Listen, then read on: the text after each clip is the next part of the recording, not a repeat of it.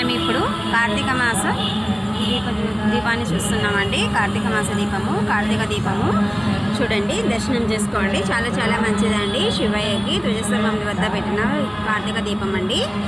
Actually ఏంటంటే ఇప్పుడు మనము కార్తీక మాసం గురించి కొద్దిగా విషయాలని తెలుసుకుందామండి. కార్తీక మాసంలో మనము దీపదానం కానీ, మనము పెట్టడం కానీ, దీపం వెలిగించడం కానీ, లేదంటే ఉసిరికాయ మీద కూడా మనం దీపాలు వెలిగిస్తామండి. ఉసిరిక కూడా మనకి చాలా చాలా పవిత్రమైనది. ఉసిరిక అనేది పరమేశ్వరుడికి చాలా చాలా ప్రీతికరమైనదండి. ఇప్పుడు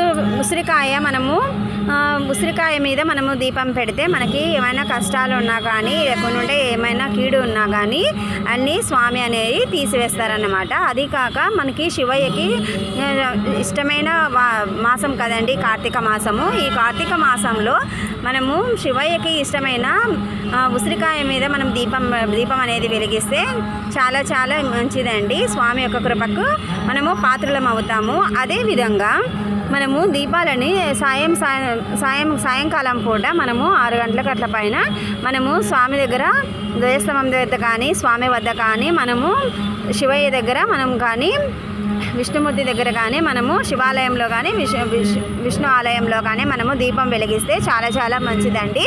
చూడండి, స్వామివారి యొక్క కార్తీక దీప దర్శనం అండి. చాలా చాలా మంచిదండి. స్వామిని దర్శించుకున్నంత మాత్రాన మనము చాలా మనసుకు చాలా ప్రశాంతంగా ఉంటుందండి. ఎందుకంటే ఈ కార్తీక మాసంలో స్వామికి చాలా ప్రీతికరమైనది కదండి శివయ్యకి. అందుకని మనము ఉదయం సాయంకాలము స్వామి యొక్క వద్ద దీపం వెలిగిస్తే కార్తీక దీప దర్శనం చాలా చాలా మంచిదండి. మన కుటుంబానికి మనకి చాలా మంచి చేస్తుంది. మనము ఈ కార్తీక మాసం ఇంకా ఒక వారం రోజులు ఉంది కదండి. ఈ కార్తీక మాసం అంతా మనము దీపాలు వెలిగిద్దాము. సాయంత్రం పూట కూడా వెలిగించి, మార్నింగ్ టైం కూడా వెలిగించి స్వామి యొక్క దర్శనాన్ని చేసుకుందాము. అదేవిధంగా దీపదర్శనాన్ని కూడా చేసుకుందామండి. చాలా మంచిదండి. మనము దీపదర్శనం చేసుకుంటే చాలా చాలా మంచిది స్వామికి. అదేవిధంగా చూడండి, స్వామి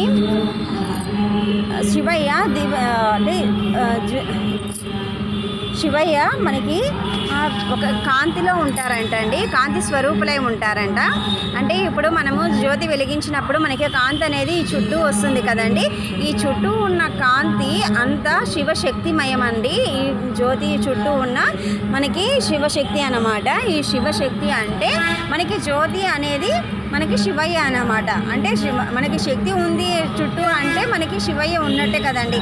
అంటే శక్తి స్వరూపుడైన శివయ్యని మనము దర్శనం చేసుకున్నట్టండి. మనము శక్తి స్వరూపుడైన శివయ్యని దర్శనం చేసుకుంటే చాలా చాలా మంచిది. మనము లింగ రూపంలో కానీ, సాకార రూపంలో కానీ, నిరాకార రూపంలో కానీ మనము శివయ్యని దర్శనం చేసుకుంటూ ఉంటాం కదండి. అదేవిధంగా మనము లింగాకారం అంటే శివలింగాన్ని పూజిస్తామండి. అదేవిధంగా మనము చిత్రపటంలో అంటే మనము శంకర భగవాను అంటే కైలాస నివాసి అయిన శంకర భగవాను మనము ప్రార్థన చేసుకుంటాము. అదేవిధంగా మనము శివయ్యని మనము ఈ విధంగా జ్యోతి స్వరూపంగా కూడా మనము ఆరాధించవచ్చు అండి. ఎందుకంటే జ్యోతి స్వరూపమైన దేవుణ్ణి మనం ఆరాధిస్తే మనకి చాలా చాలా మంచి జరుగుతుందండి. ఎందుకంటే స్వామి యొక్క కృప అనంతమైనది కదండి.